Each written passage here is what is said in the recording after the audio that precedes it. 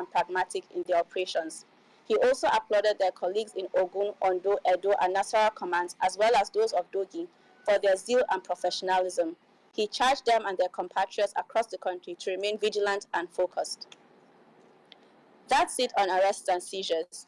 Now, here are the wider activities across the country for the week. On Monday, 7 August 2023, the Ebonyi State Command of NDLEA took its wider sensitization lecture to Eziema community, Ezza South Local Council area of the state. As major stakeholders in the fight against drug abuse, the agency charged the community members to take stricter measures against the scourge. The Rivers State Command on Thursday, 10th August, took its wider advocacy to worshippers at Meta Miserosedia Catholic Church, Rumomasi, Port Harcourt, while in Enugu, the State Command of the agency delivered a wider sensitization lecture at Emmanuel Anglican Church, Apoge, Eze Oji River local government area. The agency enlightened the congregations on the ongoing war against drug abuse and the need to include drug education in their teachings. Still on Thursday, the Ondo State Command of the agency took the wider sensitization campaign to the market men and women at Owens Market, Ondo Town. This is in line with the agency's mandate to take drug education to the grassroots and ensure the society is an active participant in the war against drug abuse. In Oyo State, the NDLEA command paid a wider advocacy visit to the Olubadan of Ibadan land, Oba Moshood Olalekan Balogun. The agency encourages traditional leaders to use their position of influence to promote the war against drug abuse in their communities. While in Jigawa State on the same day, Thursday, 10th August, the State Command conducted a wider advocacy campaign at Government Girls Secondary School, Sandara Kazaure. The students received a drug education that emphasized abstinence from drug use and resilience in remaining drug-free for a successful future. On Friday, 11th August 2023, the Benue State Command conducted a wider advocacy lecture for members of Benue Motorcycle Riders Association, Katsina Ala. The agency stressed the need to remain drug-free to ensure their safety and the safety of other motorists. Concluding the wider activities for the week was Anambra State Command at St. Gabriel Catholic Church, Nodu Opunu, Oka, where NDLEA officers enlightened members of the Catholic Women Organization of the church on the drug scourge and their role in curbing the menace through vigilance and relentless support for the youth. That's the update for this week. My name is Blessing, and I hand you over to our host, Mr. Femi Babafemi. Thank you very much, dear Blessing, and welcome back from the news highlight segments. Let's quickly remind us about some of the rules guiding our conversation on this platform, where we approve you to be on the speaker's corner, that is after the presentations by our guests. Please ensure you remain muted until after our guest presentations, and we start inviting individuals to unmute themselves to ask questions and make contributions in few seconds. Please let all remain guided so that we don't we have a very smooth conversation and we all go well educated or go with quite a number of takeaways from this program. Today's program, as much as we try every week, will be as interactive as possible. We want to respond to all your questions and take your contributions on today's subject of discussions. Here, we don't discuss politics, and so would not encourage that. And please, we don't also encourage unauthorized interruption. So please, let's stay calm and let's enjoy the conversation on today's subject of discussion. But before I introduce our guest, I'd like to quickly give us some insights into something that has been going on since yesterday, and that borders on the visit by Naira Marley thereafter, after the presentation of our guest.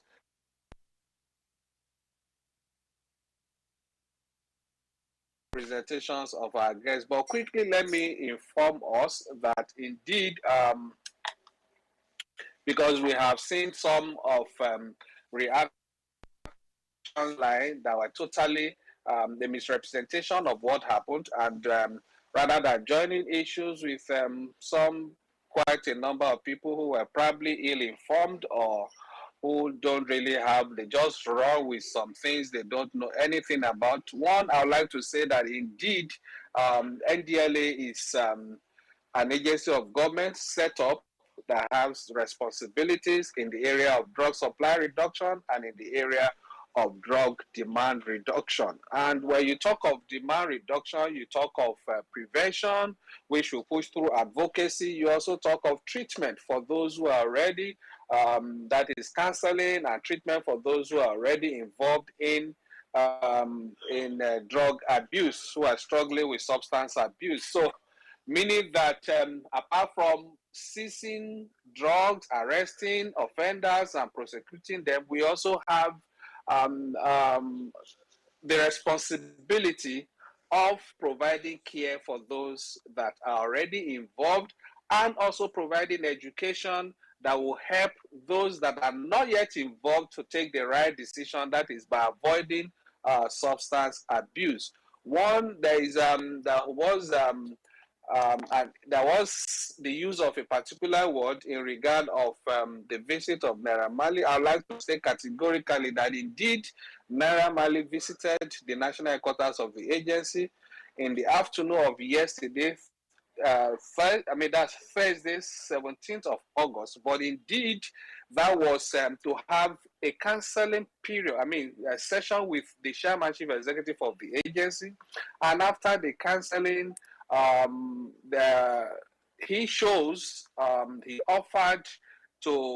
he made some commitments, which he also offered to put on video for not only his followers, the Malians, as well as the Nigerian youths. And that was the video we released yesterday. Actually, I was planning to release the video this weekend, but when I saw, after the release of the pictures of that visit, I saw some people with some misgivings. That was I had to release that video yesterday. And now, like I said, when it comes to drug demand reduction, which involves advocacy aimed at or targeted at prevention of drug use of drugs, we also provide counseling and treatment for those involved. Now, all of these are done across our commands across the country. But when you have somebody of the caliber of Naira Marley offering to do this, then the chairman showed interest in, okay, let me talk to him. Let me also see how best he can really push out the message, not only about his own turnaround, but also to his followers. And that was the whole essence of the chairman having that session with him to counsel him. And this is not something that just started yesterday. It's been a gradual process. It's been a gradual process, that I can tell you, because I have been involved and in the know from the beginning. So I'm telling you what I know. This has been a gradual process over time, just to target those celebrities, those that wield a lot of influence on the lives of our young people, so that rather than using their platforms to mislead a number of our young people, they can use those platforms for the good and the benefit of our youths, as well as the whole society. Now, again, if we're saying we can only address the issue of drug abuse through a whole society approach, when we talk of a whole society approach, that does not leave anybody behind. Be you a traditional ruler, a clergy, that is whether you are a pastor or a imam, or you are in Nollywood, or you are a music artist, that is everybody. All hands must be on deck. We all must be involved. That is the whole society approach we're driving at the agency. Now, again, okay, like I said, the issue of appointment as ambassador, that I'll tell you, there was absolutely nothing like that. Nobody. And I wonder those who brought that out, where they got it from, because we only released pictures of the visits as well as the video he made to address his followers and our youths. There was no mention of any appointment as ambassador or anything, whatever. No mention of any of such engagement with him. The whole essence of the visit was just pure advocacy to counsel him as well as also to encourage him to use his platform to push out the needed message that would discourage his followers from abusing illicit substances. And that was exactly what was done. Whether he now sticks to that, we hope, we pray. And that is why we encourage all of us, rather than saying things that would discourage him, we all need to encourage him so that he can keep to his commitment and also continue. We also, the video he did, we also have his commitments that he would be producing tracks and jingles that will encourage the youth, that will discourage youth from substance abuse. We are having a total turnaround of Naira Marley, and so we think we all need to encourage that. In addition to that, we also need to draw the attention of Nigerians to the fact that the theme for this year's World Drug Day is People First, Stop Stigma and Discrimination, Strengthen Prevention. This is also one of the things that bolstered the agency to go all out for things like this. And Naira is not just the only person we are targeting to get them to change totally and turn a new leaf. We have quite a number of celebrities in focus, and as many that are willing to join, would definitely open our doors to them to do this. Okay. Okay, now I'd like to draw the conclusion this way.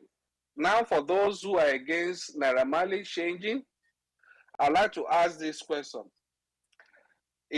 We are either saying that we abandon him to continue to put out content that mislead millions of our youths to continue to do the wrong thing, or we accept his change of heart and support him so that his messages going forward would have to be the kind of messages that would discourage our youths from doing the wrong thing, especially from abusing illicit substance. So we have to make a choice. Where do we turn? What do we do? Should we encourage? Should we close our eyes to him, shut our doors against him, and ask him, continue in your old ways?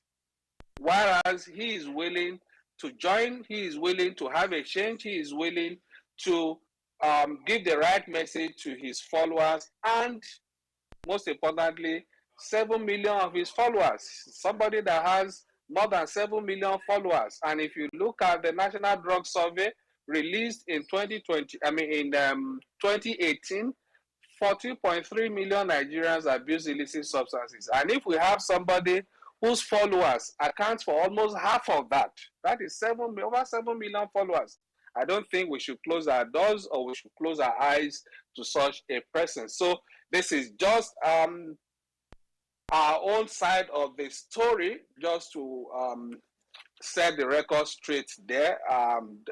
At this point, we'd like to go straight to introduce our guest for today. Apologies that we have to take a bit of our time to go into that. It's just so that we give the right information to those of us on this space, so that we are not misinformed, or we don't have some of those things being said by some other people online. We don't lose focus, or we don't get distracted with that, but we just need to take our time to give you the right insight into what exactly happened.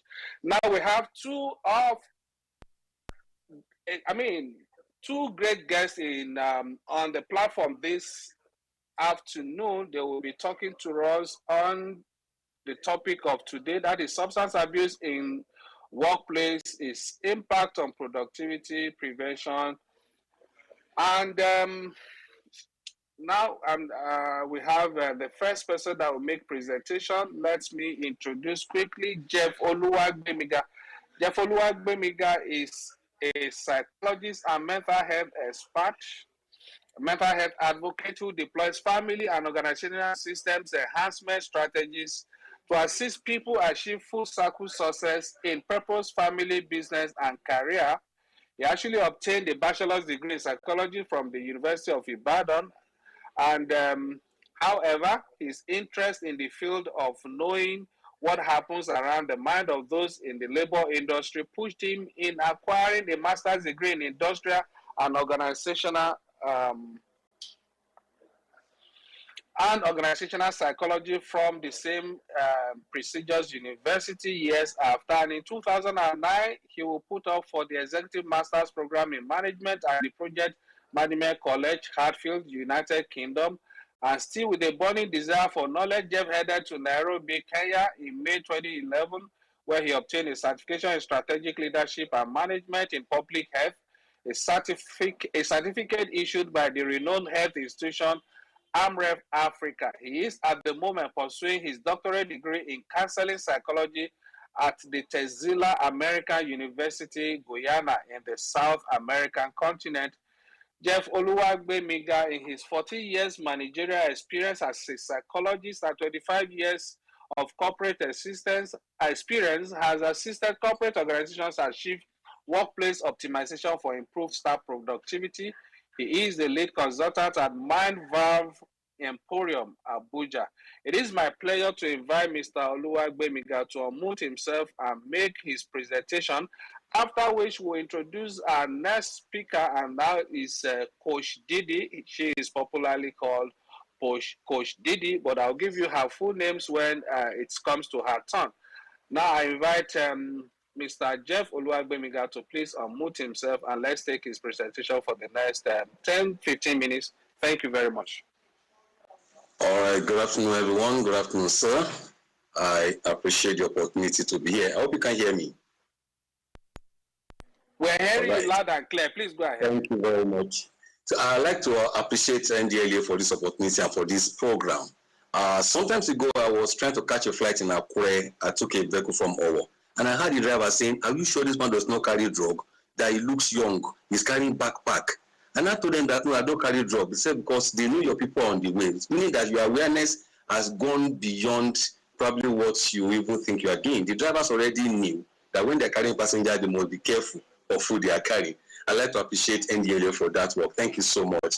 And I'd like to congratulate you for this Naira Marley thing. It's a very good thing because we need people like that to help us fight this battle. Thank you very much for that. So, I'll be talking on substance use in the workplace, its impact on productivity, prevention, and safety measures. We all know that the workplace is filled with a lot of people who have legal reasons to be together in the same room, in the same building, doing different things and interacting. In the process of people interacting, we have people who also belong to different generations. We have the Gen Z, we have the millennial, the early millennial, core millennial, late millennial, who probably are into substance abuse. We know that also organizations normally tell people to multitask, work under pressure. They demand a whole lot. And some people also think that their creativity and their alertness needed to be enhanced with substance. So somehow we find people in the workplace who brought in their what they think could help them to achieve their deliverable into the workplace, and that could be abuse of substance. Now I'm managing a project, the crazy deliverables and a whole lot of things. I'm managing together. I'm multitasking as expected, and I need to deliver. I need to be creative, and I need to remain alert. And people use these things I've mentioned as excuses to say, well, if I put a little bit of this thing in my body, it will help me to achieve. What matters is that I achieve. And that's how a lot of people have introduced themselves or allowed themselves to be introduced into substance use and then the workplace. And also forget that people who are coming out from the university who probably have drug issues and they have not resolved it, and they suddenly got employed in a particular organization, they're already part of the organization because as long as you pass the interview, you pass the medical test, if there is, and you are there, you start working. So the habit you are carrying over into the workplace it's like it's there. Nobody's asking you what and what do you take before you come to work. We know that in the universities, you do drug busts, check into their rooms, check their stuff before they come in or after they come in, or do emergency check on them. But in the workplace, we don't do that. So we don't actually know who and who. Even though I got the statistics from Nigerian statistics, what's it? 30% of Nigerians of workplace, that's 30% of people in the workplace are using drugs by the what's called NBC. Now, what I'm trying to say is this: there's quite a whole lot of drug use in the workplace, and the way it enters the workplace is not official, and it can never be official, but it comes in through the back door, and people are delivering their results. So as soon as you deliver your result, the organization does not even I want to know how that came earlier of the amount of drugs of substance that are being busted every now and then from the rate or the activity of the NDLEA. And I asked, that's just a little of the great thing that's happening around the country. And so when people now take drugs and they come into this system and they think they are delivering services, they are meeting their targets by putting themselves under the stress of substance use. As time goes on, it becomes part of their life, and if they don't have it, they might not be able to function. Imagine the group now going on retreat. Retreat is supposed to be a relaxed atmosphere, where sometimes it's even more tough, and then people still go with the intention to enhance their performances on their job with substance use. And because of that, we have a whole lot of things happening in space that we need to start looking at. Right.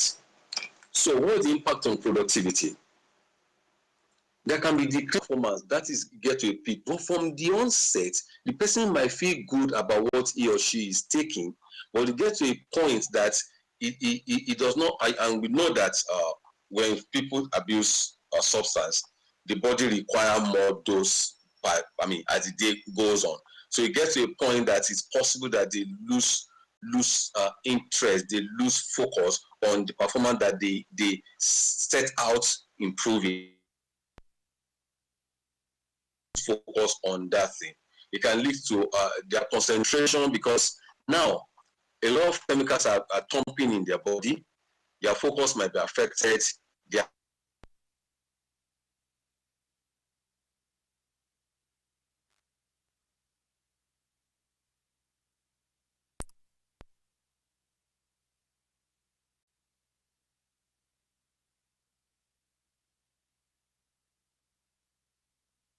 crept into that in the workplace. Don't forget that people are trying to keep their job.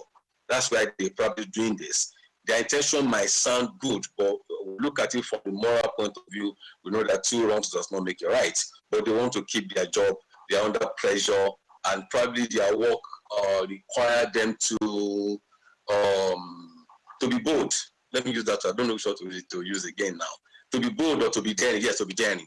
Their work requires them to be daring, and they think you might not be able to do that until you enhance your performances by putting in substance into your body. Now, if it's going to impact on productivity, people at the workplace need to know that it's no longer going to be business as usual by the time you have a lot of people in your organization misusing drugs.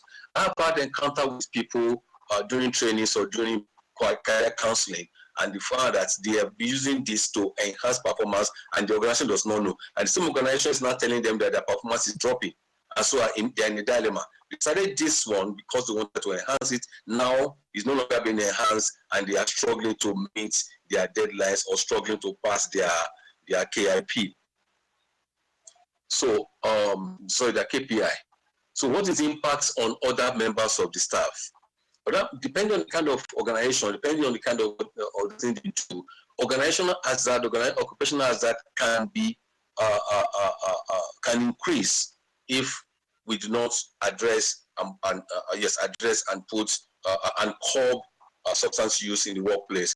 Let's imagine organization where people use machines, and then you have a colleague, and you know some of this is a chain reaction job. I do my own, hand over to you. I put the machine, you put something in it, and all those things. That's in the core industry now. And someone is in that chain whose performance is decreasing, whose addition making is becoming impaired, whose response time is no longer real time as it ought to be. It's then going to put the people in that chain into a lot of trouble if care is not taken. So, and also I'd like to say that when people are being recruited, okay, I mentioned that under prevention. When people are being recruited, there's nothing wrong in asking them if they use substance, even though everybody's going to say yes. But if there's a policy around that in the organization, and the policy is widely developed and is accepted, is widely developed, every staff will need to abide by it. Every staff will sign it. So that can be an opportunity to like monitor the people that are in the organization. But let me go to my next point. Yes, on prevention. Now that we know that people use it, and these people are faceless in the organization, they are delivering their quota, they are meeting their deliverables, and nobody's questioning that. But underneath, there is something that is driving them. After a while, that might not drive them again, and then it will be an issue. So to prevent, we need to create awareness, a whole lot of awareness, a whole lot of sensitization, and about the impact of substance use. We will not shy away from the fact that it can enhance performance at maybe 4th, 2nd, and 3rd use, but subsequent use, but get to a point that it's going to drop their performance. It's going to impair on their whole thinking system. And so there needs to be awareness, sensitization, and then there might be need for group counseling if we identify people already, because if you do sensitization and it's done very well, you definitely identify people who will say that yes, they are into this, and they will only be able to come out and show up if we do not, if we have a system that's not going to stigmatize them. If we have a system that's going to stigmatize and label and name call them, they are not going to show up. They're not going to show up. But if we're able to get that, then we can raise change champions from the organization. Change champions are people that are going all out, who have been trained to go all out to watch on other people, not witch hunting them, but to watch over them and try to do a lot of let me call it peer mentoring, if that's not exactly really. So peer-to-peer communication with them, so that those who are already in it will not feel stigmatized. Because the truth is, as long as somebody says, I take marijuana, I take skunk, I do this, everybody look at him as a bad person. Why? Morally, we might say yes, but the truth is that we still want the person to remain in the system, if possible, and to perform the best, and then be a better person. All right, so then more importantly, there must be workplace policies. Very, very, very important, because you can't just say you want to test me for drug use, for example. There's no policy. If I did not sign that kind of policy, when I'm coming in, you're not going to be able to subject me to that. And so if that policy is in place, even at a recruitment point, this policy can be made available. That's after people have passed and then they are going to come to the system. We know that people can sign this and still take what they're going to take, but policy will save the organization the day they say, okay, today we want to do a stop and check. We want to check everybody. We want to do substance use check. I want to subject all of you to drug test. If someone signs this policy, the person will, you're obliged to. And if you say you don't want to, then you might walk your way out, and you cannot sue the company for that. But if there's no policy in place, you are not going to be able to do that. So then pay attention to matter. I've mentioned that. And then the family. I have a strong feeling for the family, and I know that people's family system, the situation in the family has a whole lot to do with what they do in the workplace. So people are into substance use because of family challenges. I'm into professional marriage counseling and therapy, and I know a whole lot of stuff. There's a link between the family and job, and substance use can be somebody's coping mechanism in his own or her own way to get by. I mean, navigating between the two, the job and the family. So,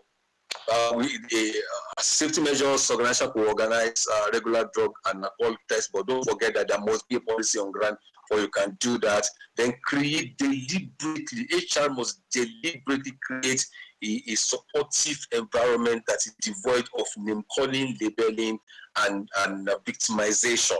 If you're able to do that, then we begin to scratch the surface of drug substance use in the workplace, because at the end of the day, the impact is, it can have negative impact on the entire organization. And you know, every organization is as strong as the weakest link. If the weakest link, if you have more like 10% weak links who are into substance use, then the organization is not going to survive, because the power of one person is very important, but you don't know the capability of that person, either is going to do positive thing or negative thing. But every one person in the organization is very important, because every organization is made up of one person in many places. So we take out our one person by providing this kind of safety measures, support environment, and then family inclusive strategy, meaning that we want to know what happens to their family. We cannot say we don't care about your family, just come and work, deliver, and go home. It doesn't work like that. We need to have a family inclusive strategy in place. I'd like to stop here, sir. I didn't time myself, so I don't know if I've spoken more than 10 minutes. Mr. Abafemi. Thank you very much. Thank you very much, Mr. Jeff. There, awesome presentation. I was actually, I was lost in your presentation because I was enjoying what you were saying and taking notes. I didn't even know that you were already ready to close your presentation. Okay, thank you very much once again for that. We appreciate your brilliant presentation. Then let's quickly go to our next presentation, and that will be coming from someone that we know, that is popularly called Coach Didi. But indeed, behind Coach Didi is actually her true identity, and that is Memuna Umi Abdullahi. Coach Didi is a master practitioner of neuro-linguistic programming, a personal development and mental health coach. She's a member of Chartered Institute of Corporate Mentoring and Coaching Nigeria and Association of Neuro-Linguistic Programming, ANMP, UK. She is a certified trainer with the Nigerian Council for Management Development, a coach, counselor, mental health, first aider, and performance consultant. Her key competence include personal development, coaching, therapy, emotional intelligence, stress management, anger management, mental health awareness and management, adverse childhood experiences, cognitive behavior therapy, substance addiction, attitudinal and behavioral change, personal effectiveness, and mentorship. Coach Didi is an optimal result coach and has facilitated trainings, workshops, retreats, coaching, and counseling sessions in both public and private sector, as well as schools. Now it is my pleasure to invite Coach Didi to please unmute herself and let's listen to her for the next 10-15 minutes. Thank you, Coach Didi. Thank you, sir, and good evening, everyone. Let's talk about Mr. X for a minute. Mr. X has been working for, let's say, 7 years now. He's 37 years old. He's been married for 7 years. He has 3 beautiful children. And he's relatively happy. He has a beautiful wife. He went to university with her, so they are more of friends than spouses. Life has been good for him. Then COVID happened. It was a hard one for his family. His wife was working in a multinational company and she lost her job. The company folded and left Nigeria. Mr. X is a civil servant, so you can imagine what his salary is. Being a partnership with his wife, they were able to send their kids to good schools and lived in a highbrow area in Abuja. His wife losing her job meant everything changed. And she began to feel ill. 1 week, 2 weeks, 3 weeks, 6 months, 7 months. She has no job. He's trying to manage a family, and she's ill. He's a prayerful person, but for a minute, he's beginning to think it's his village people that are doing something to him. They have moved out of the highbrow area into suburbs in Abuja, in Nyanya, because that's what he can afford right now. He had to change the kid's school because it's just one salary now and he cannot maintain the whole family. He has extended family as well. And to top it off, his wife is sick. He is frustrated. The landlord has been calling him because the rent is due and he cannot pay. He has a child who is disabled, a special needs child who has to go to a special school. All this is happening to him and he cannot tell anybody because he doesn't want people to laugh at him and tell him things he doesn't want to hear. So every day he struggles. He has sold his car. He has already sold his wife's car for her medical expenses. He has sold his own car as well. So now he takes the bus to work every day. On this particular day, his kids have, a day before, his kids have been sent back home because they haven't paid the fees. The last time his wife was ill had been so bad that he had exhausted everything he had in his savings for medical bills. As he gets into the bus, he's wondering how he's going to come back home today because he has really nothing on him apart from his bus fare. While he's thinking, the bus breaks down. It's raining heavily. The driver tries to do something, it's still not coming on. And he begged the conductor to please give him back his money because he has nothing else on him to get to work. And the conductor just laughed and said, oh, yeah. He is frustrated. People begin to come down from the bus to look for an alternative. He doesn't know what to do because he doesn't have anything else on him. He comes down from the bus and he stands beside it. And for the first time in a very long time, he loses hope. And he cries out, dear God, why me? Why is this happening to me? And he begins to wail by the roadside. As he's wailing, one of his colleagues sees him and stops. Immediately he sees his colleague, he, of course, cleans his face and he doesn't want people to know, of course. And he said, Mr. A, is that you? Let me give Mr. X, let me take you to work. And he said, oh, thank you so much. He gets into the car. The car is so beautiful. One of the latest Toyota Camrys. The smell of the leather hits his nose. The perfume in the car, oh my God, he felt as though he was in heaven. It was a long time he drove a car. As they get to work, he quickly tries to rush into the restroom so that he can change his clothes because it's already wet. Then he meets his team leader and who stops him, by the way, and says, Mr. X, what the hell is wrong with you? You are late for the meeting. He doesn't even wait for an explanation and begins to hurl insults on Mr. X. Mr. X quietly walks into the bathroom and begins to weep. This is a make-believe story. I just put in different things I've heard from different clients. Why I usually start with this kind of story is because you could be Mr. X and I could be Mr. X at some point in our life. Because we all go through challenges. And because of our culture of silence, we have been raised not to let people know what's going on with us. We have been raised to believe that the more people will know, the less it's easy for us to even cope. So no matter how bad things are, we have been raised to keep mum. Hold it in. Don't tell anyone. Pray about it. This is the sad reality of many people today. Not necessarily this exact story, but life is full of challenges. I always say you cannot be in Nigeria and not be stressed. Nigeria is stressful. So we are stressed. The only person who gets stressed is not their body. Now the question is, how do people manage stress? My boss, Mr. Jeff, has already talked about prevention strategies and how drug abuse affects productivity. My major concern is about the underlying causes of drug abuse. How do we prevent drug abuse? I think one of the best ways is to encourage emotional intelligence in the workplace. Come from a place of empathy. Most of us have relationships, barely have relationships with our colleagues in the workplace. We barely ask them how they really are doing. People go through so much and we don't even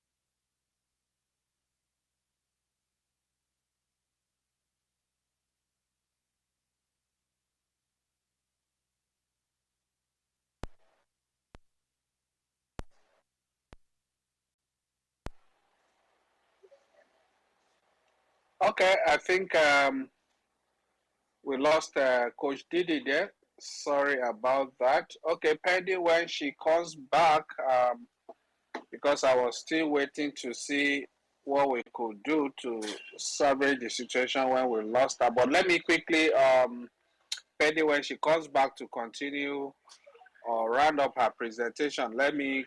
Okay, she's back. She's back now. Hello? Coach Didi, I think we lost you at a point, and eventually, yeah, I'm we sorry lost about you. Yeah, please, you can go on now. Go ahead. What was, I can't remember when you started. What was the last thing you heard me say? Yes, I think that was where you were talking about this. Mr. X could be any of us. People go through in their workplace, people go through a lot without them saying it or without them, let's check on them or let's talk to them or things like that. That was where you got frozen. Yes. Okay. Now, like I said earlier, when was the last time you looked at your colleague in the eye and asked, how are you doing? You know, we all say hello and we walk past. When was the last time you actually stopped and looked at the person in the eye, maintaining eye contact and asked, how are you doing?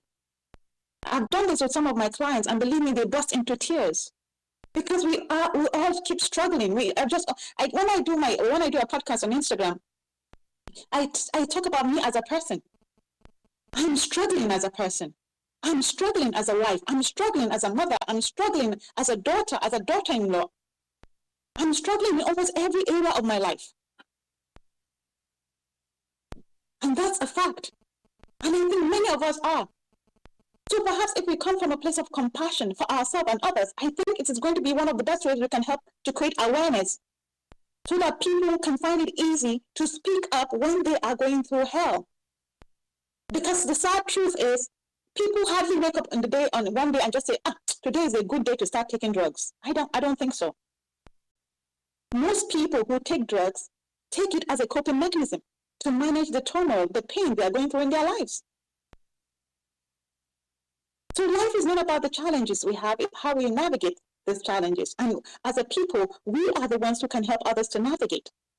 The workplace is, I keep telling people, a few times I've gone to organizations and I had written them letters to do mental health awareness trainings, substance abuse awareness training, and they go like, I beg, we don't do that. That's people's personal problems. And I keep telling them, how can that be a personal problem? Because a person is not just a member of your workforce. He is first of all a person, a husband, a wife, a daughter, a son, a daughter-in-law, a mother, a father. They are all those people before they are even the staff in your organization. So whatever baggage they have, they carry it into the organization. So that will affect productivity. It affects their mental health, their physical health, and they pose a threat to the others in the organization. Because when someone is on drugs, for example, and is high at that particular moment, he could actually be dangerous.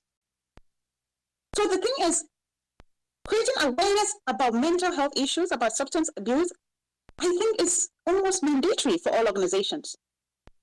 There's something called the Employee Assistance Program. Many organizations don't even know about it because it's not common. Because they keep thinking that it's a personal problem. It is not a personal problem because it seeps into the organization. I believe everyone has one person in your life that is always angry. In the morning he's angry, in the afternoon he's angry, in the night. And then when you say good morning, so you say what is good about the morning. There are people like that. Now they're not terrible people, they're not bad people. There's Mr. Jeff is here. One of the things I learned in mental health is that excessive anger is a manifestation of unprocessed trauma. Most people who are very angry are traumatized. And one of the ways they manage those trauma is anger. So one small trigger, they unleash everything on people around them. This is the reason why we keep insisting there should be workplace counseling. There should be employee assistance programs that are led by professionals and in confidentiality. So for me, I believe prevention of mental health illnesses, substance abuse in particular, has to do with more of counseling, more of empathy, and of course, a good support network. Psychotherapy is also key. How do you get a good support network? Is by creating awareness for people to come from a place of empathy. We don't have empathy. We don't have empathy for each other. We barely care. Now, I know I'm not saying we're all Mother Teresa or we can be Mother Teresa, but perhaps if we make it like, I don't know how to go about it, but perhaps if we have more of those conversations in the workplace, in team building exercises especially, because what's a team when one of your team members poses a threat to himself and the team as a whole? So it's important we talk about psychotherapy, we talk about a good support network, and then we also talk about taking responsibility for your role in your life. I'm an NLP practitioner, so for me, my therapy stems from NLP and CBT. So basically, person-centered therapy, you taking responsibility for where you are in your life. And that helps with the people around you, contributing with coming from a place of empathy. But I think I've taken 10 minutes already, or do I go on? Yeah, if you think you still have something to add to conclude, please, you can go on. Okay. Now, employee well-being, I think, should be paramount. People always feel, when I talk about awareness classes for the workforce, they keep insisting whatever the employee does outside the organization is none of their business. And I keep trying to explain to them, it is your business. Because a person has different areas of life. When we do the life assessment, we all have areas of our life: marriage, family, work, career, personal development, spirituality, adventure. All these things are areas of our lives, and they all come together to shape how we think. Now, if one of these parts of our life is lacking, it affects another part. So like I said earlier, you cannot say an employee should leave his problems by the gate. This is a common thing that teachers say to their heads of school, owners of school say to their teachers. Leave your problems at the gate. How can you leave your problem? Nobody leaves their problem at the gate. We carry our problems with us everywhere we go. So it's not about leaving the problem, it's learning healthy coping mechanisms to manage our problem, because problems are a part of life. As long as we're alive, we must experience pain. It's just life. Pain is universal. Suffering is a choice. Now, it is from the suffering that most people resort to drugs or drinking or some kind of deviant behavior. So that's why we have to emphasize on healthy coping mechanisms. And what are these healthy coping mechanisms? It's not trying to avoid the problem, because I think, again, because of the culture of silence and being afraid of this our village people mentality. It's the village people that are it again. Every bad thing that happens is the village people. This mentality makes us to live in denial, to ignore our problems. So one of the ways I encourage is to be mindful, radical acceptance of what is happening in your life. Things have changed. For example, Mr. X, things have changed. His wife no longer has a job she had that could cushion the finances and the family. And she's also ill. It's a sad reality, but it's something he had to accept. Now, what could he do? He had to cut down expenses. It doesn't mean things get easier, but resilience is key. Now, how can one be resilient alone without a good support network? And that is where we all come in, because we are all members of the society. We're all members of the community. Every organization is made up of people. How do you treat your colleagues? Are you kind to your colleagues? Or are you mean? These are things that we have to factor in, because no person is an island. The safety of the employees in the organization as well. What's the workplace morale? How do you treat each other? How are your teams? Do you build teams? Or are the team leaders just leaders who lord around? What's the company reputation? Mr. Jeff talked about the company, the policy. Do they have drug policies? And what's drug policy? And most importantly, is there an employee support system? This is strange. This is something that is not common at all in Nigeria. People don't even know anything like that. And most organizations, when you talk about it, they go like, no. That is way outside our jurisdiction. We don't have to do anything with that. That's their personal problems. So I think it's important we make this an organizational problem, not a personal problem, because it will affect productivity. A person who is suffering from drug abuse or any sort of mental health disorder, it will affect the person physically and emotionally. May lead to sometimes him not coming to work, absenteeism. He will be tardy. of course, unproductive. And he poses a threat to the rest of his colleagues. And then most importantly, the dynamics of the team. How would it work? So I think this is, for me, I'm really, I don't know, I'm passionate about the awareness of the underlying causes of mental health illnesses, substance abuse, because I think if we focus a lot on that as much as we focus on the awareness about drugs and its impact, I think we'll make a headway. Thank you. Thank you. Thank you very much, Coach Didi. Let me once again thank Mr. Jeff Oluwagbemiga and Memuna Umi Abdullahi, popularly called Coach Didi. Thank you for your presentations. We would be coming back to you now. I'm sure we have quite a lot of people on the platform across the world, across the globe already, who would probably want to interrogate your presentations or ask questions. We have quite some online, in our DM also, but then let me quickly acknowledge some of these people on the platform already, those joining us from across the world. I know Dr. Kemi Odunloyo, a senior member of the platform. She's jackpying. She's jackpying to US. And another loss but fun this time around, Dr. Loretta. Dr. Loretta is a community psychologist, public health professional, and behavioral counselor. She is also based in Chicago, Illinois. Thank you, Loretta, for being part of us today. I was almost declaring you wanted. Suddenly, you surfaced. Welcome back. Let's also acknowledge Legit Karaga.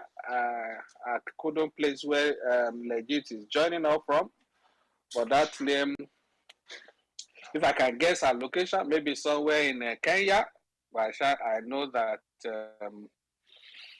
we have quite a lot of people from across. Okay, let's also appreciate Obong of Calabar. That's as MC Mumu Pikin, Wellington Olaya, Tonga Waji, our own regular John Ogunjimi. Thanks for being part of the conversation today, John. Thank you. Our own Akin Shokunbi, who is also one of our regular now. I think Mr. Akin Shokunbi is also based in US or UK. I can't really place that precisely, but I remember he's a diasporan. Thank you, Jamila Adamu, AF Adewale. Our own Papesha Nnamdi Emmanuel. I have also seen another regular that is I have to check my record to get the precise name, but the handle is SL Mental Health Foundation. Thank you. I've seen your messages in our DM. I was going to come to that. I was going to read that, but since you are already on the speaker's corner, I'm sure you have the opportunity to ask your questions or make your contributions. Okay, now it's time to really have get the conversation rolling again. Who is going to bear the cat? Who is going to start? Okay, I know the interest of Dr. Kemi Olunloyo will be more of Naira Marley, but then let's give her the opportunity. But then, yeah, I know you. Okay, please, let's give Dr. Kemi the first. I won't be long. I won't be long. Go ahead. First, I want to tell everybody listening to the NDLEA space right now, thank you for coming. This is an advocacy. I spent a lot of time and I will not stop. Anytime I can help, I will be there, no matter where I am in the world. One thing you have to know about Chairman Marwa and the NDLEA, it's an open door. If you want to see the chairman, they'll open the door for you. This is the same thing I did when they came to burn some really extensive amount of drugs in Lagos. I heard he was going to be here. And I called Mr. Babafemi and he made it happen. We met at the hotel. I spoke to him that I'm doing a one-year campaign and everything I wanted to do. And eventually I did it 15 months until I left, but I still come in or pop in. So if you feel that you're a celebrity or a public figure that wants to join this war, please feel free to speak to Mr. Babafemi. You can meet, even Two-Face Idibia was at the NDLEA earlier this year. It is a collective work. And I want to say this on that note. Coach Didi talked about emotional resilience. This is something we really need now. And also Mr. Beniga, being a psychologist. Psychologists are very busy today because of this onset of Colorado and things. Many of Naira Marley's fans are not just on weed or smoking it, they're also using other things, tramadol, Colorado, name it. And the topic of this space was about the workplace. Mr. Babafemi, I'm going to post the link to that story that I'm following in in Pakistan, that I showed you like 2 months ago. An entire university in Pakistan, one of the oldest, was in a drug scandal where the chief security officer was selling drugs to 65,000 students on campus. And even the vice chancellor was removed. He was in the drug ring. Imagine the people running the university supplying the drugs. I will post the link in a few minutes. But at the end of the day, the workplace is where it all starts. I know people say, oh, drug starts at the home, it starts on the street, but look at the workplace. Naira Marley, any other artist, Snoop Dogg, Wiz Khalifa, everybody that's ever glamorized weed, any artist, any producer, they start smoking and using drugs in that studio. That's where you see it.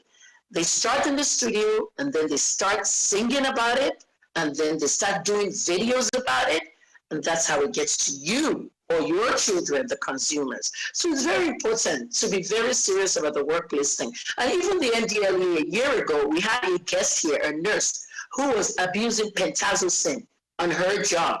And even me that I'm talking, when I was in America, a pharmacist that worked with me was actually taking Percocet out of that pharmacy and selling it on the streets. So it's very important. They had to set up security cameras to see which one of us was stealing the drugs. And they called Gary.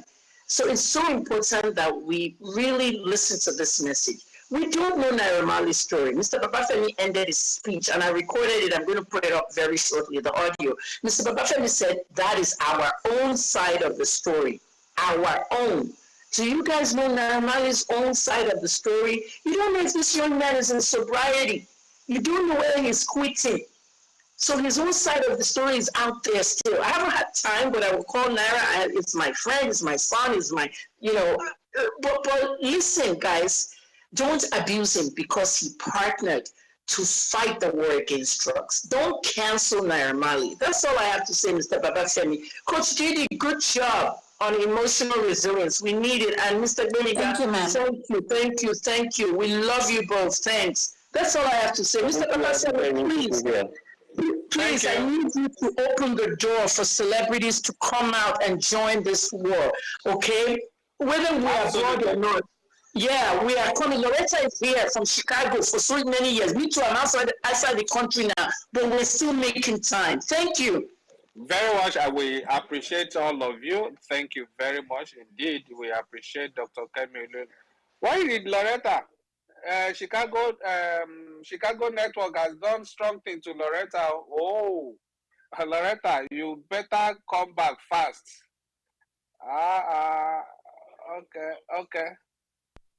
Okay, Loretta, God saved you there.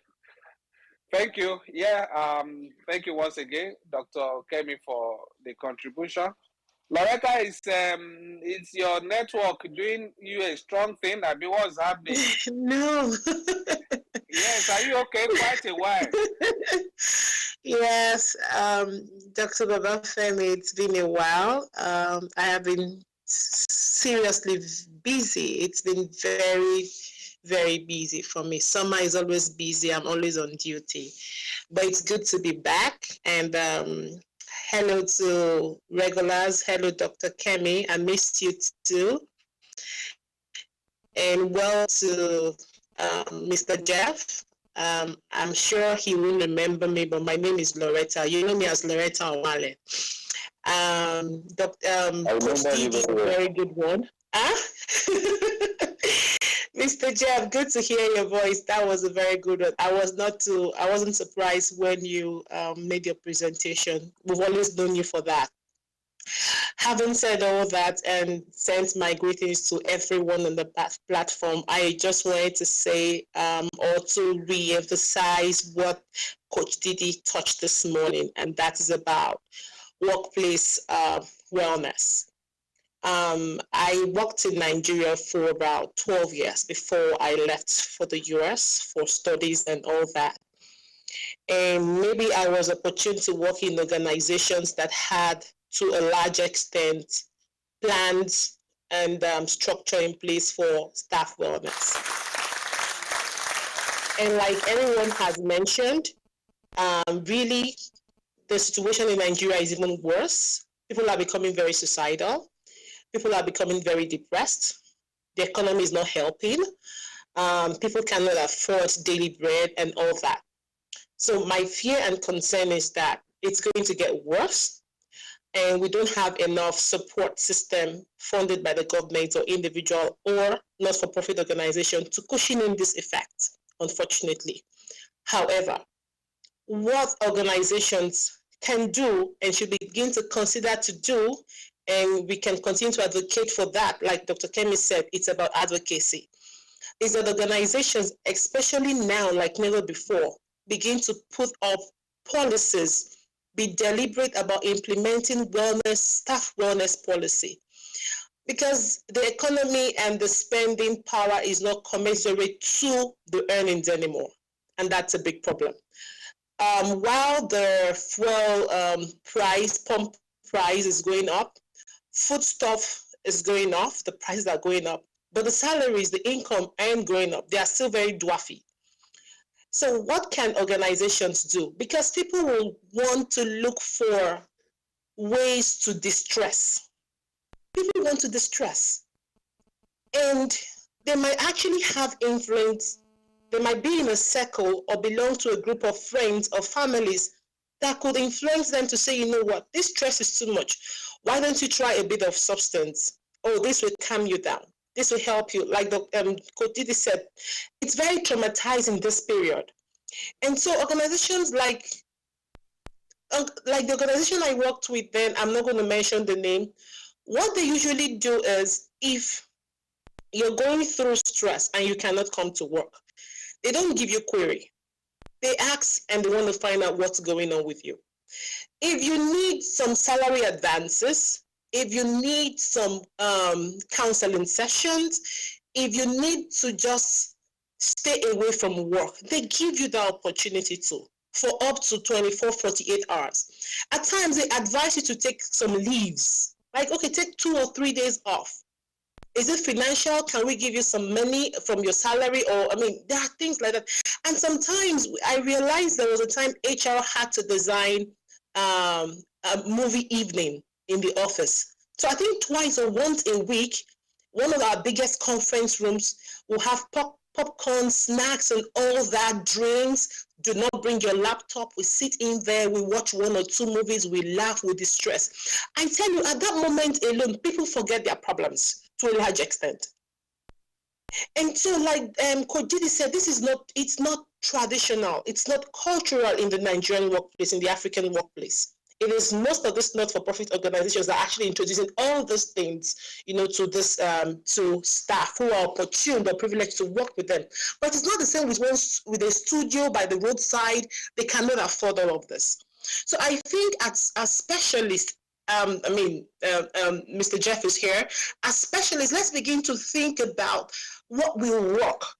Because it's not going to be one size fits all. What will work? What can we advocate even for the smallest entrepreneurial outfit or outlet or organization? Because it might not afford all what I've explained. There must be a way out to also care for their staff. The staff earning 15,000 a month. The staff earning 25,000 a month. Not the staff earning 7 digits a month. No. So it's key, it's important, it's crucial. Otherwise, I'm sorry to be the bad news bearer. We'll see worse crisis, worse drug use crisis in the nearest, not future, in the nearest months. Because things are really getting, I receive phone calls almost every day for support. And these are people that normally they would not ask for support. But things are really, people are getting depressed. People are even getting sick. Dr. Didi said a lot. I'm going to wrap up very soon. You see, most of the time people fall sick. It is not really a genetical problem or a biological problem. It's actually stressors in the environment that actually leads to all of the high blood pressure that leads to kidney problems and all of that, aside from people not following the regular diet. And how can you follow a regular diet when you cannot even afford 1 square meal, 1 meal a day? So it falls on each organization to see how can we ensure that the workforce isn't sick, depressed, and we get the best out of people. So it's about thinking through best strategies, best approaches, how to sell these approaches to even to the smallest organizations. Thank you very much, Coach Didi and Mr. Jeff. You guys, said quite a lot. Well done. And thank you, Mr. Babafemi. It's good to be back. Thank you. Thank you very much, dear Loretta. I one of my takeaways from your remarks is the idea that you have now opened your line for requests from Nigeria. So I think any moment from now, I may have to send you my own request, since you people in diaspora are the one making the dollars. That is not true. That is not true. You gave me an idea, dear Loretta. So my mind is just, I can also send my own request to Loretta. All right, thank you very much. Awesome, Loretta. There, thanks. We're glad. I'm excited. You are back on the space. I was almost declaring you wanted, but glad that before I did that, you already got back. I appreciate and understand the fact that you have to work to earn that greenback. Thank you very much once again, Loretta. Now, Coach Didi and Mr. Jeff, what would you want to say something to what Loretta and Dr. Kemi said quickly before we take some other interventions or questions for you? Any of you can unmute and respond. Oh no, just thank you, and it's always a pleasure to be here and talk about mental health or substance abuse. Like I said earlier, for me, I think it's always important to understand that it could be any one of us. So I think it makes it easier for me not to point fingers, and it helps me to come from a place of empathy, because I could definitely be Mr. X. All right, thank you very much there. Okay, let's go quickly to Excel Mental Health Foundation. I read your... Hello, everyone. No, Ali, it's not. Please remain muted, Ali. Although I removed you once. If you don't abide by our this, I may have to remove you again. Please stay muted until we invite you to speak. I say mental health, please go ahead. All right. Good evening once again, Mr. Babafemi. Good evening, everyone. Thank you very much, Mr. Jeff and Coach Didi. It was a wonderful presentation. I just want to add a few things to what particularly Mr. Jeff spoke about, substance use in the workplace. This is actually a very apt topic, because a lot of people really may not know how serious it is. We have a lot of problem at the workplaces with substance use. Like you said, up to 10% of workers, statistics have shown that they use substances.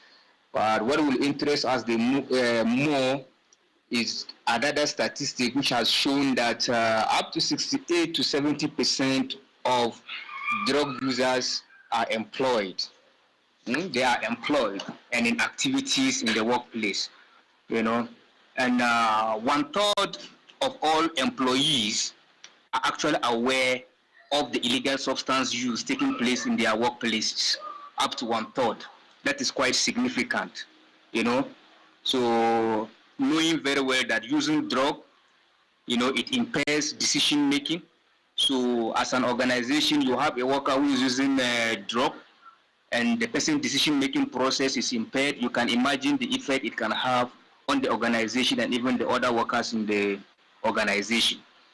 10 to 20% of workers who die at workplace, as a result of accidents or other things, test positive to drugs, which is quite significant. It is pointing to the fact that the drug use will increase incidences in the workplace, We also have the issues of stigma, like we've always said, that can actually prevent people from opening up, people from discussing the problems they have, So what can organizations do to encourage people to speak up, to actually, come forward for help if they do have drug use problem? The important thing is to have, like Mr. Jeff said, we should have a quality employee assistance program, who should be made available to those who feel they may have a problem, and need some form of assistance, So it should be like a gateway to people who are willing to, go for some form of counseling or rehabilitation if they do have problem. I would also like to touch on areas like this policy of testing before employment, before recruitment, during recruitment, testing, having policies in place, having some enforcing certain rules and regulation in regards of substance use. Now, one of the problems we have with testing is this recent synthetic cannabis we are having, whereby they usually do not show on urine toxicology, So because of that, we are also supposed to have some understanding of the features we can see in people and actually come to the realization that this person may be using one or two substances. And what are those features that we can be looking out for? When you begin to see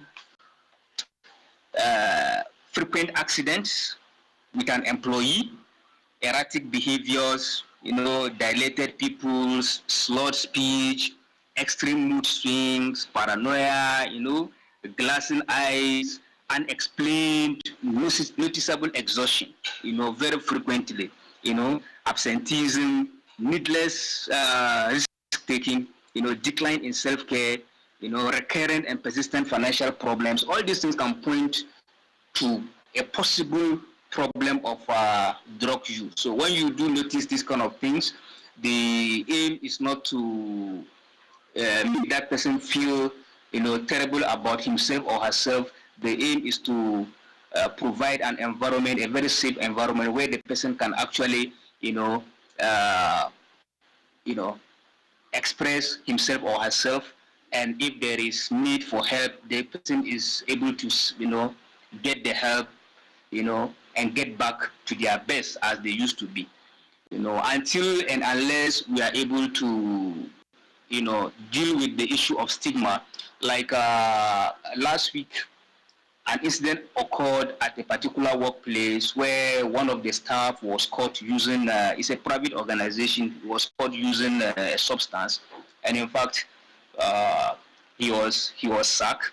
His pictures was put on that organization WhatsApp platform, telling people that do not deal with this guy. He's no longer working, more like, like a criminal per se. So this will discourage other people. Even if they have such problem, they will keep hiding it. The essence is actually to encourage people to speak up if they have such problems. Treatment is effective. Treatments are available. Let them get help. Let them, get it sorted out so that they can get back to their feet. But as long as they have that belief or they fear that if I mention it or if I am caught, I'm going to lose my job or something like that, it will be very difficult for these people to come forward. So thank you very much once again. The speakers have really spoken so much about this, and I pray we are able to implement most of the things they have said. Thank you very much once again. Thank you very much. Now I can recall that's Dr. Abdullahi of ABU Teaching Hospital Zaria. Thank you very much once again, speaking from the handle of Excel Mental Health Foundation. I actually said, reminded just now one of my colleagues to get in touch with Dr. Abdullahi. We'll surely be having Dr. Abdullahi on this platform definitely this month. Thank you very much once again, Dr. Abdullahi, for your contribution there. I'm seeing Mr. Jeff raise his hand. You want to say something before I should go? We have quite a lot of messages in our DM, but let's have Mr. Jeff speak before we go to our DM. Thank you. Okay, just a quick one. I just want us to emphasize the need for policy. A whole lot of things have been said here, but if there's no policy in place, we might not be able to do those things. Maybe that's what we should encourage organizations to put in place. Policy that is designed with emotional intelligence and with human face, that is not punitive, but that allows people to express their weaknesses and the need and what they need. And something that Loretta mentioned I know the organization she talked about, if the organization can do a policy that will embrace a lot of those things, then the problem is like halfway solved. I just wanted to mention that as we discuss on. Thank you very much, sir. All right, thank you very much, Mr. Jeff. There. Okay, let's take some messages from our GM now. Asma Ahmad, feasibly among employees across board, a more inclusive. Please let Mr. Jeff and Coach Didi also note some of these things. You may need to speak to any of them after I run through them. Now I'm reading the message from Asma Ahmad. Now Asma is saying, feasibly among employees across board, a more inclusive and positive workplace culture could help curb the menace of drug abuse too. Okay, that's her own contribution there. Tola Adlinton, right? This is great season, but I would have loved to have especially the leadership of the NUPENG here. We have cases where the union refused to allow their members to be randomly tested for drugs by their employers.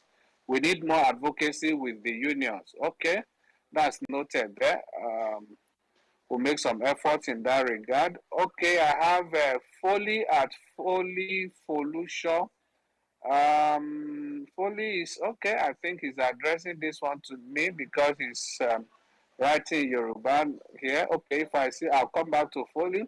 Okay, at Olusegun Komolafe, kudos to the NDLA for this awareness to the general public. Substance abuse has become a huge menace to the Nigerian public, and continuous education and awareness needs to be aired. However,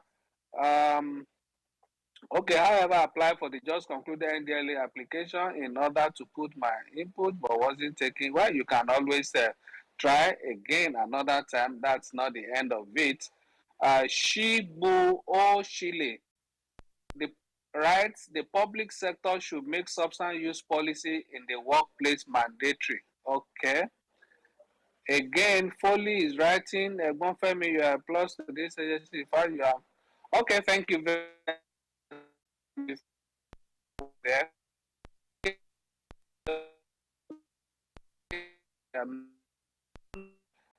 Change move from the pre-contemplation to the phase of change as a result of the effort being made by the NDLA. It's only reasonable that he's given the support needed to continue on the path to complete change.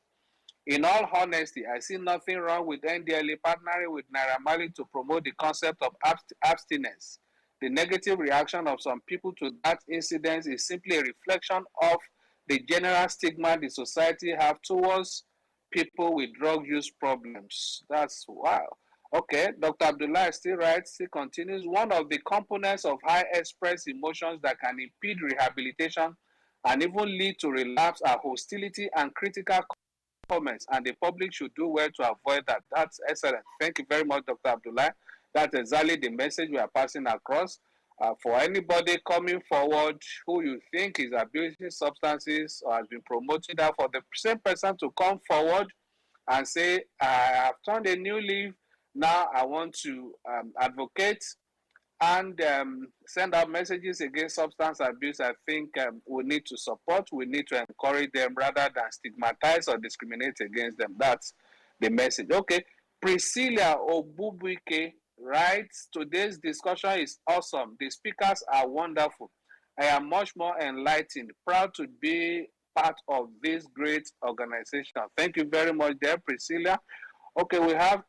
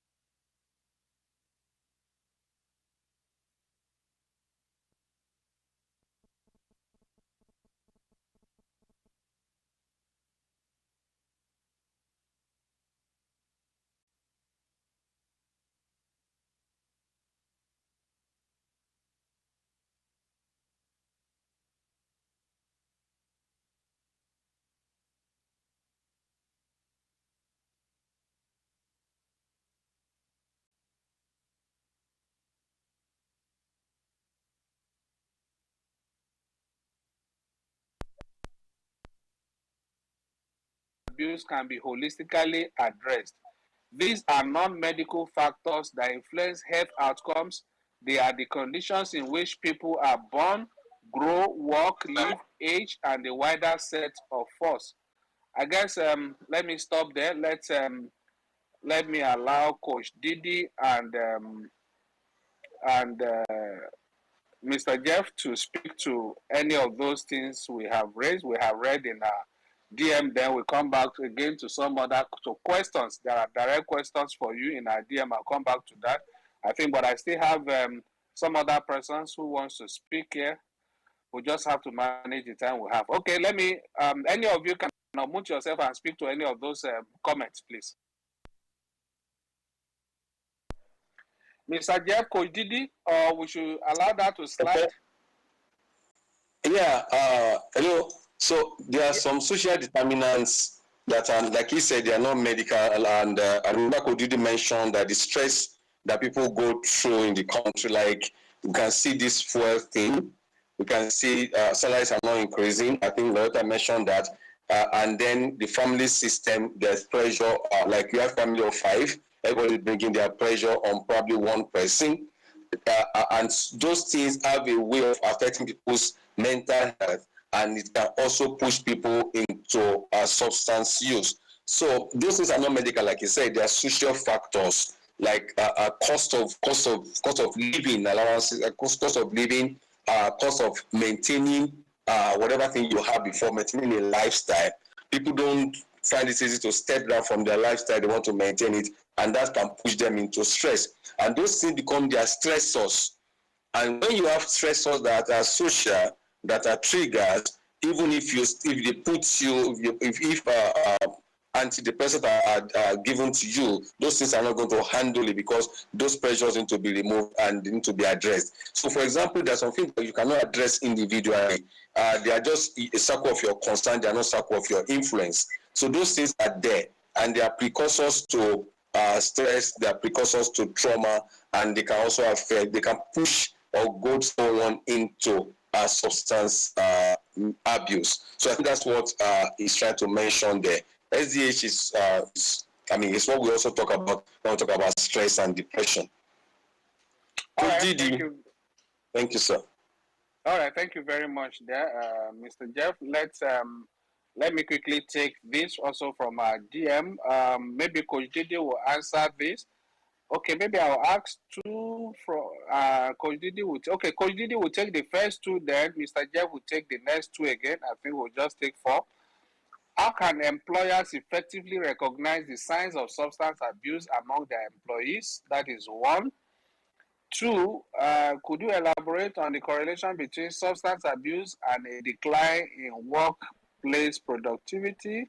Okay, that's for Coach Didi, as the case may be. Okay, maybe Mr. Jeff again will take this. Okay, Coach Didi, did you get that? Yes, I heard you, sir.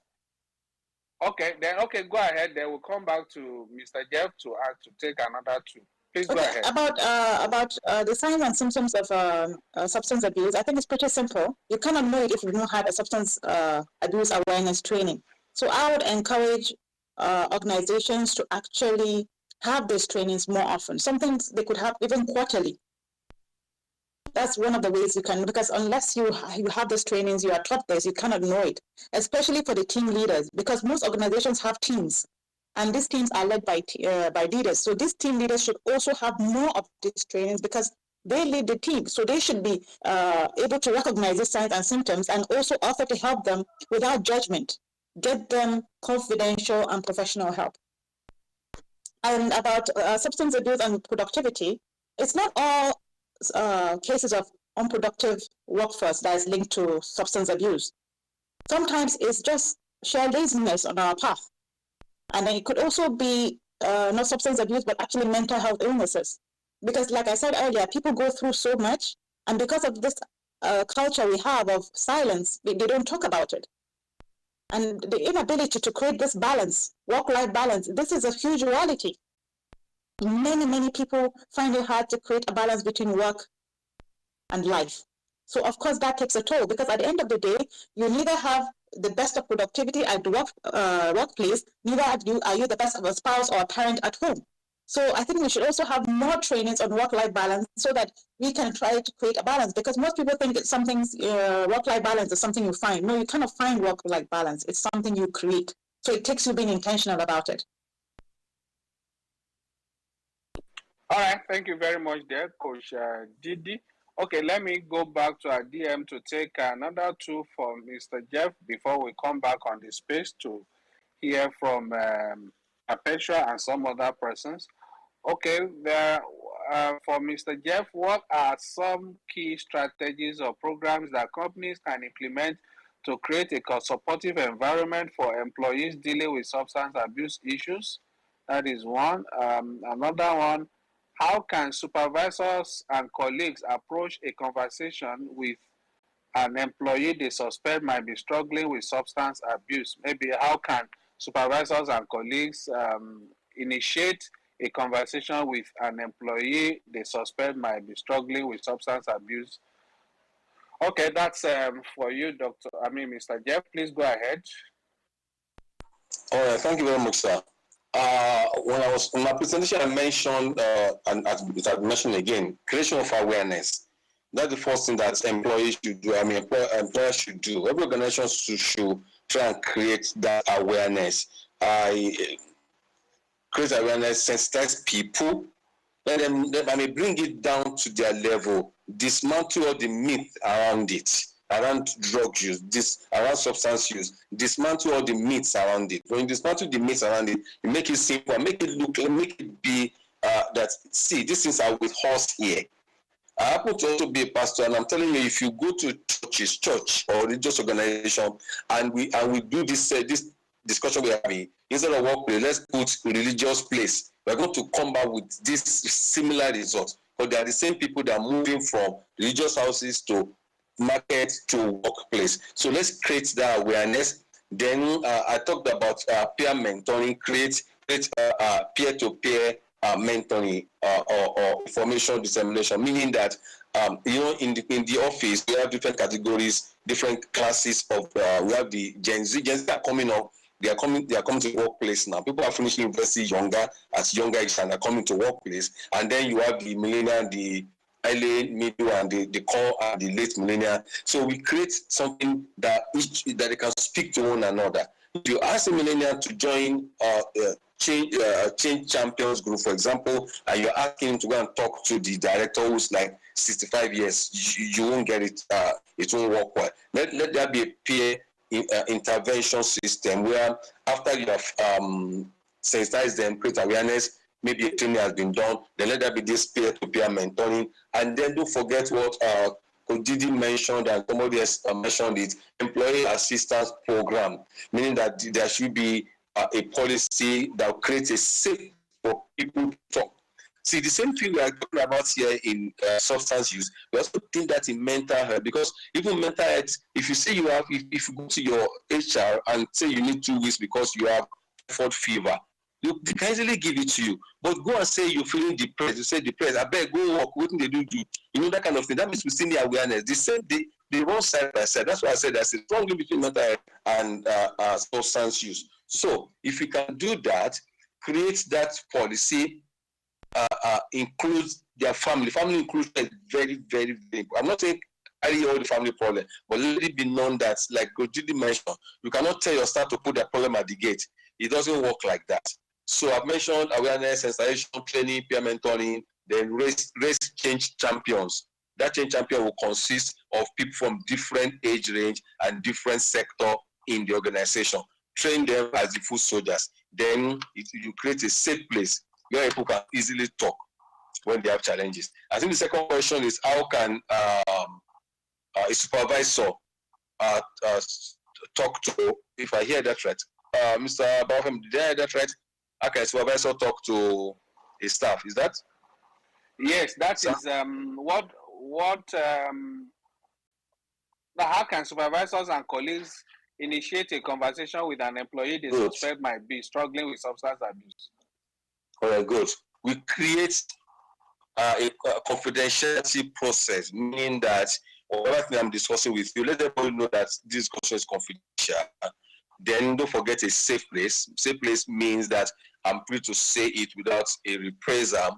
Then before they can do that, they must have done sensation, they must have done awareness, they must have created an emotionally intelligent environment where people do not just see anything anyhow, but they look at how it's going to affect them and affect other people. So in that situation, you can call the person. Don't go straight to the point. There's something called sandwich communication. Sandwich communication means you call with the good points of that person, good point, then put your observation in between, then end it up with positive comments. And then you know, okay, I would like us to discuss this particular thing. Mr. Y, I appreciate your effort in this office. Since you came here, we have been a good you have been a plus to this management. And recently, I noticed that you do not submit your reports as at NDO, and I'd like to know if there's anything I can do to assist you. I appreciate your effort, but I'd like to know what I can do to assist you. So you have done something like a sandwich communication. The person will feel safe, but you say, come here. It's the way your eyes are red this day. It's like you are taking something. It's not going to talk. So meaning that leaders too should learn communication.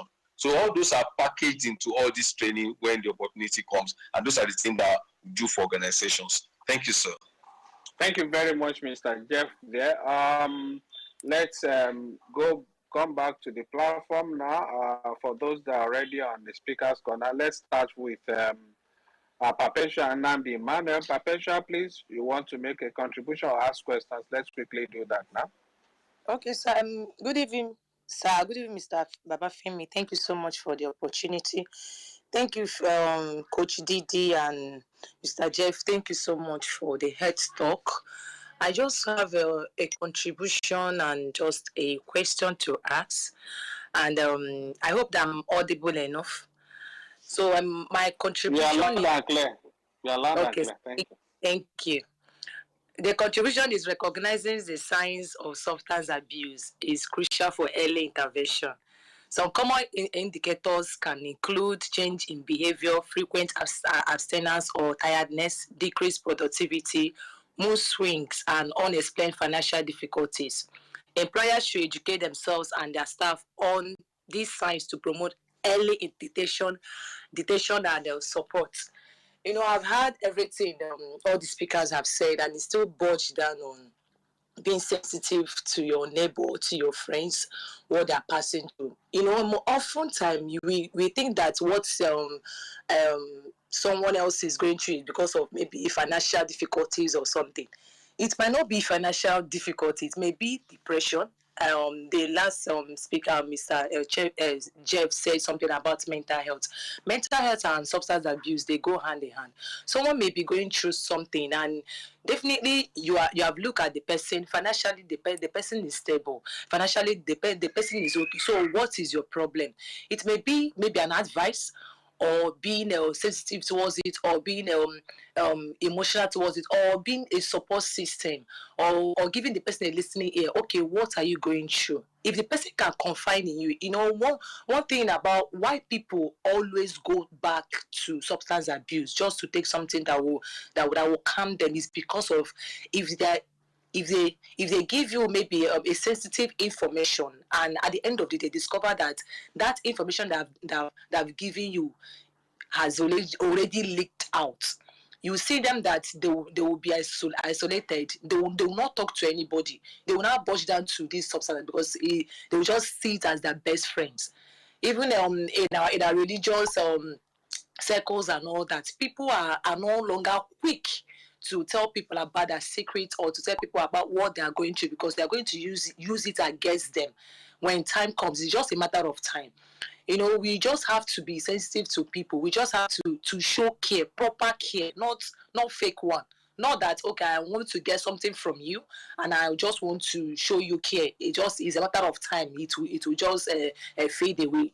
And I really want to thank this organization. You know, I love this organization because it just they're doing what is in my heart. It's just like a cry out things that, okay, it's just about the youth. It's about people that are going through one or two things, and they're really working hard to just make sure that this nation will be a nation that generation first 10 generations to come will see in our nation and say that, wow, so you people sacrifice a lot of these things because of us, so that our children can be proud of us. I would say that, we really did so much well, and they are going to take off from where we stopped. And NDLA has been one of the organizations that have been out there. I've never seen any other organization that is really fighting drug abuse like NDLA. Maybe they will say that it's their work, they're supposed to do it and all that. It's not. Everybody has a role to play. Everybody has a role in your small circle, in your place of work. Dr. Loretta said something that here now it just that your salary is still the same thing, but your employer is still expecting much from you. He's still saying so many things against you, saying that you're not productive, you're not doing anything. And when the person is really depressed, there is nothing that you can do about it. Our medical doctors that are taking drugs, our personal health, as in health sectors that are taking drugs, it's not that they want to take it, but because of they want to be alert to a patient. They're just sacrificing their lives for a patient. Okay, I don't supposed to sleep when a patient is still awake. I have to be awake for my patient. And when they are taking it just for them to be awake, you will see them going down to being addictive or being an addictive patient of drug. We talked about Naira Marley and all that. Everybody is criticizing the guy. I'll just say, what is our problem? This guy, you don't know what this guy is doing to just come out from his old life. And he came out to just tell the youth that you don't supposed to do. Me, I've been there. So me that is telling you is that I've been there and there's no headway. Please don't venture into it. And all the Nigerians are against the guy. Okay, peradventure that NDLA finally made the guy as an ambassador. Is there anything wrong with it? Can we see positive things against someone that has been a bad person and saying that there is still good thing that can come out from this? There's a scripture that says that, is there anything good that can come out from Nazareth? There is something good that can come out from someone that has been a bad person. You don't know what makes the person to go down that line. So we can help each other. If you can stop stigmatization, if you can stop isolating people, telling people that there's nothing good about them and all that, and it's still burden to families. You give birth to a child and you have a favorite child, saying that this child is better than his siblings, and you see that the other ones will just find something that can console them, that can calm them, that can do it. And at the end of the day, you start blaming society that your child is not doing, but you are the one that created the pathway and it has started running. We should just learn our lessons and all that. And my question is, can you provide some real life examples of companies that have successfully implemented prevention and safety measures to address substance abuse issues? Thank you so much once again. Thank you, Perpetua there. I always enjoy your contribution, but today you took longer time. That's allowed because you are already a senior member of the platform. That's why I kept quiet. That's fine. Sorry, thank you, Perpetua. No, that's not a problem. Thank you. Okay, to her question, before we have barely 5 minutes left on the space, Mr. Jeff, Coach Didi, she has a question. Who wants to address that? Let's quickly do that. Okay, Mr. Jeff is my order. Let me. I follow. So, Mr. Jeff, please, sir. Well, I can't mention an organization now, but the few ones I've worked with, they don't have anything like that in place, even for mental health. We are still at the advocating stage. There's a there's a particular HMO that I consult for. Each time we go to organizations to talk about mental health, we try to tell them about the policy. For substance abuse, I have not come across any. I'm sure there will be, but now I can't mention anyone. But our plan is that they should do something. All right, thank you. Yeah, that's you already took care of that. If there is none that you can refer to, there is none. There is nothing we can do about that.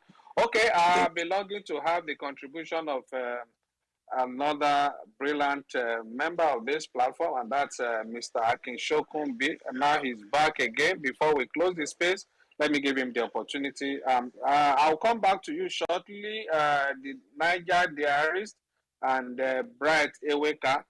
Okay, Mr. Akin, please unmute yourself. I've been trying to get you back since.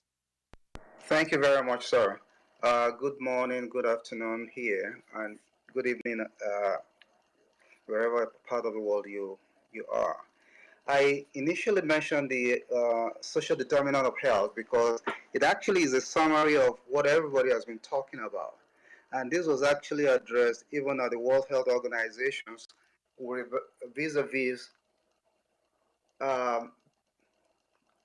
countries in terms of what are these factors that do affect people as individuals or as groups or as a country, either as a developed or emerging market, or in clusters when you go closer to the local societies. What are those factors that affect individuals when it comes to substance abuses?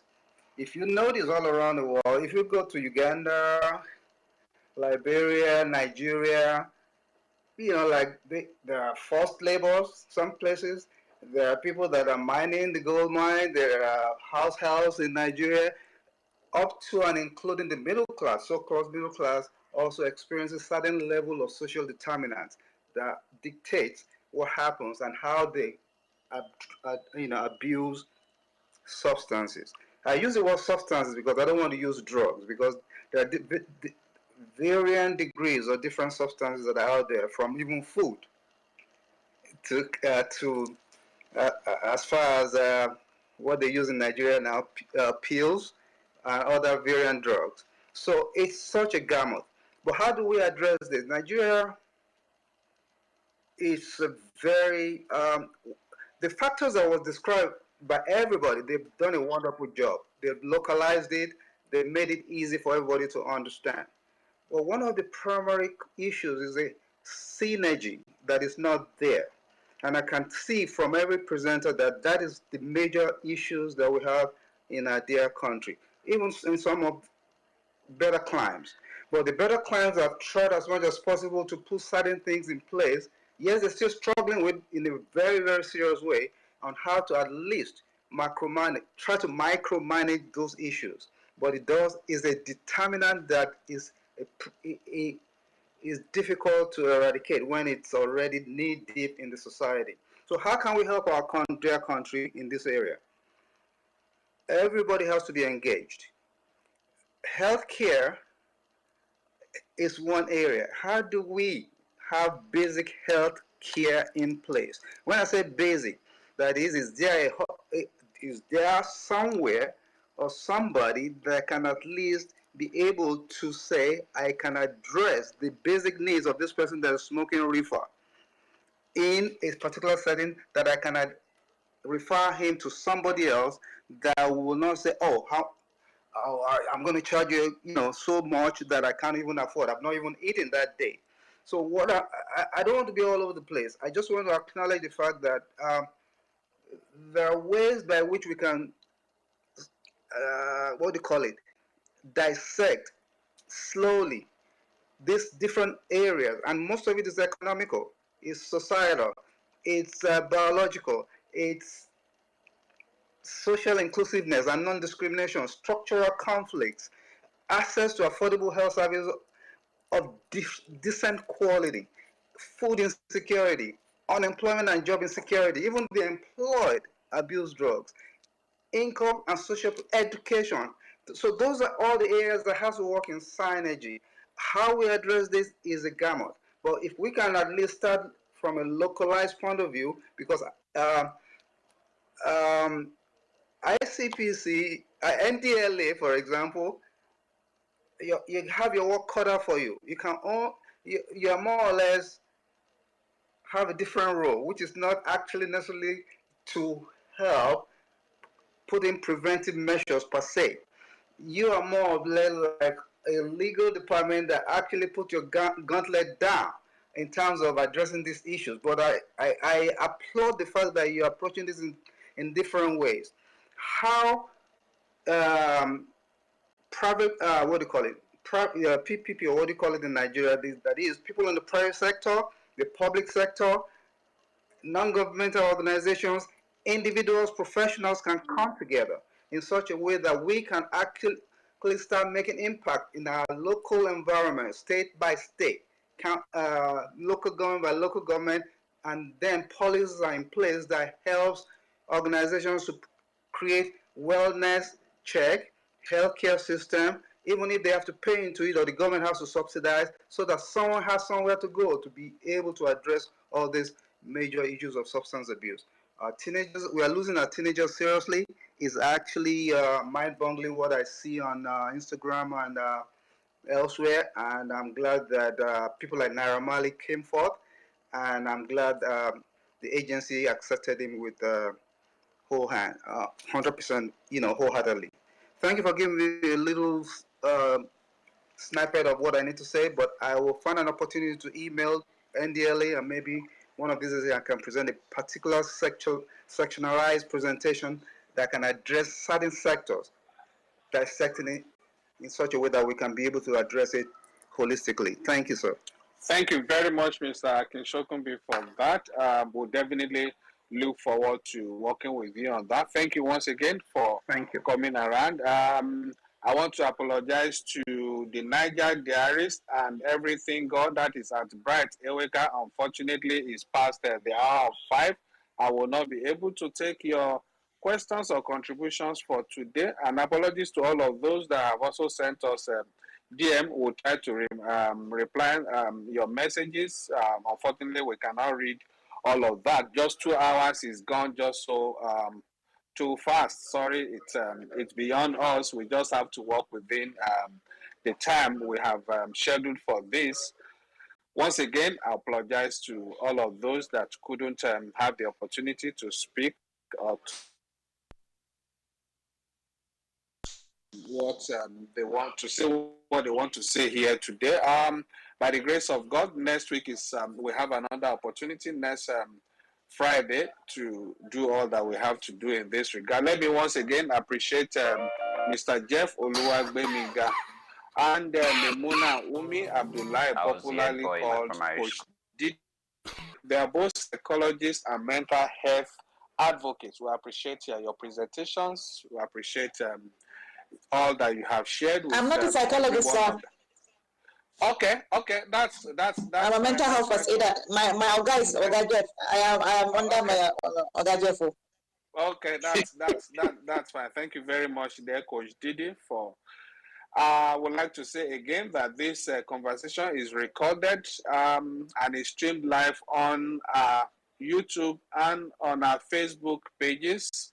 We can all go back to them to listen to them all over again and share with others, those that we think need to benefit from this conversation. Please let's share with them so that they can also learn something. On that note, I'd like to wish every one of us a wonderful weekend and a great evening. But then I will before I hand over to another of my colleagues, let me quickly appreciate all of them that have been supportive, that have been working behind the scene with me. Quite a huge number of my colleagues out there. I'm talking of Francis, Musa, Mahmoud, Blessing, Kumbi, Charity, John, Val, Phil, and so many of you guys. Please just pardon me. I was trying to look for a small piece of paper where I wrote your names, but I can't locate it at the moment. But then, definitely I have you all in mind. Thank you for giving me all the needed support. God bless you all. And over to you, Mahmoud. Thank you. Do have a wonderful evening. Bye. Thank you very much, sir.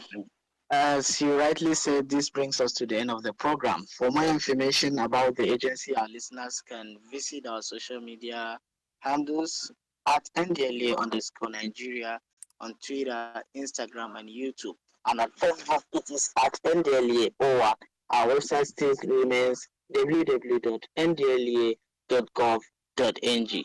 Goodbye. Got what a hand do you you go just die throw away. When they handle you, you go just die throw away. Ecstasy handle you go just die throw away. When they handle you, you go just die throw away. Drama handle you go just die throw away. When they handle you go just die throw away. When cocaine handle you and codeine handle you, when he handle you go just die throw away. When Black Mamba handle you and Ref not show you shade. When he handle you go just die throw away. Oh no, drama, no wait until them handle you.